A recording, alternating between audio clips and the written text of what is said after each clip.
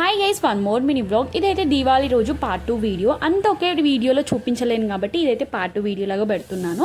ఇంకా నేనైతే మీషోలో కొన్ని ప్రొడక్ట్స్ అయితే తీసుకున్నాను దీవాళికి సంబంధించి. చాలా ఎక్సైటెడ్గా ఉన్నా, ఎందుకంటే మీషోలో ఈసారి దీవాళికి కొంచెం స్పెషల్గా కొన్ని ప్రొడక్ట్స్ తీసుకున్నాను కాబట్టి ఎలా ఉంటుందో చూసేద్దాం. ఫస్ట్ అయితే ఈ క్యాండిల్స్ అయితే తీసుకున్నాను, కొంచెం ఈజీగా అవుతుందని చెప్పేసి ఇవైతే తీసుకున్నాను. క్యాండిల్స్ వెలిగించిన తర్వాత దాన్ని అయితే ప్రమిదల్లో పెట్టేసి గోడల మీద అయితే పెట్టించేసాను.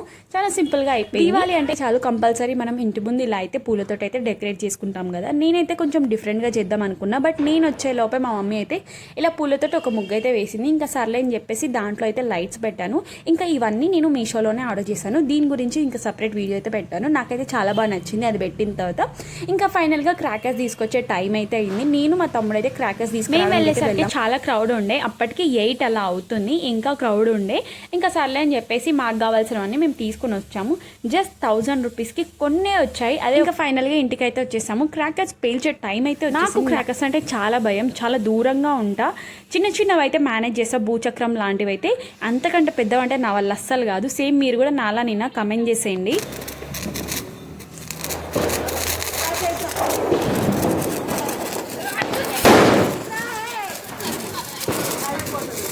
హ్యాపీ దీపావళి.